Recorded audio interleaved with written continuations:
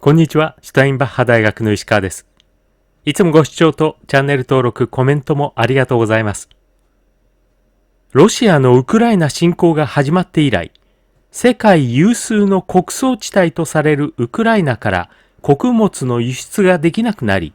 あらゆる穀物の世界需要に不足が生じて、物価が急上昇してしまっています。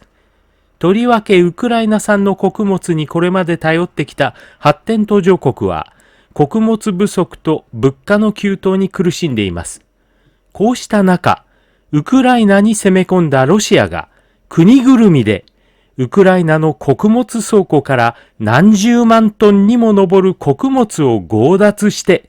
ロシア軍が護送するトラックでロシアが占領しているクリミア半島などへと輸送し、そこから輸出もしていることが分かってきています。今日はこのことについてお話しします。5月10日のウクライナ国防省からの発表によりますと、ウクライナに侵攻したロシア軍は、その占領地域にあるウクライナの穀物倉庫から様々な穀物を大量に盗み出し、ロシア軍が護送する輸送トラック集団によってロシアが占領しているクリミア半島などに輸送しています。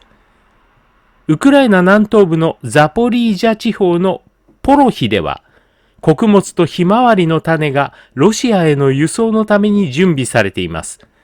同じくザポリージャ地方のエネルホダルに保管されていた収穫した農産物も、ロシアによって強奪されて、ロシアへと輸送される準備が進んでいます。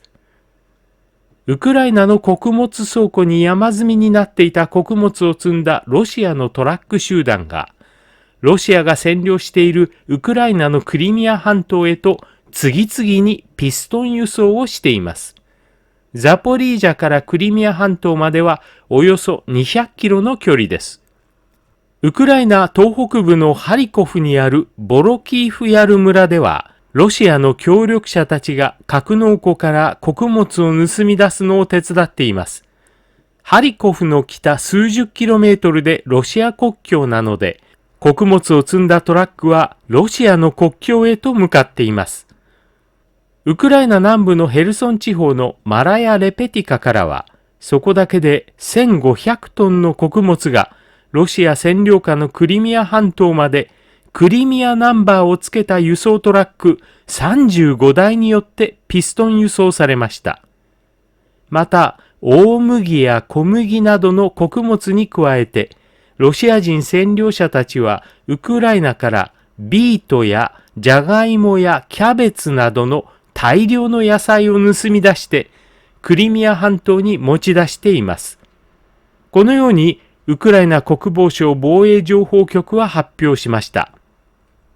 ウクライナは世界有数の穀倉地帯です。アメリカ農務省の統計によれば、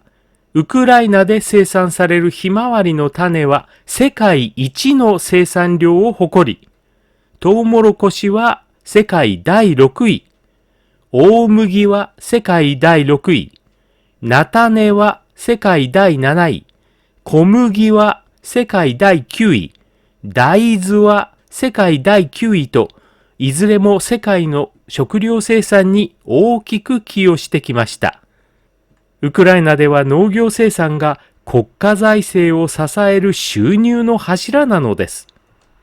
ロシア軍が攻め入ってくる前には、これらの作物はウクライナ南部のオデーサなどの港から黒海経由で船で輸出されてきましたが、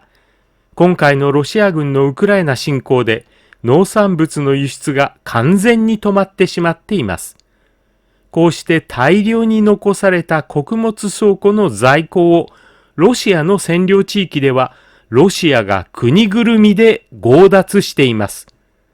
ウクライナ国防省によれば、ロシアはウクライナから盗んだ穀物のかなりの量をロシア国旗をつけた穀物運搬船に乗せてすでに黒海経由で輸出しています。輸出先はロシアと深い関係がある中東のシリアで、シリアから中東の他の国々に密輸される可能性があると見られています。ウクライナ国防省は5月12日に、これまで分かっているだけでも、ロシアによってウクライナの農産物40万トンが盗まれたものとみられると発表しました。また、ウクライナが盗んだのは、ウクライナの農産物だけにとどまらず、ウクライナ農家の農業機械も次々に盗み出しているということです。ロシアがウクライナの穀物を強奪するのは、これが歴史上初めてのことではありません。1930年代のソ連時代、スターリンはウクライナの農民から食料を強制的に強奪してロシアへと盗み出したため、食べるものがすべて奪われた何百万人ものウクライナ人が当時餓死しました。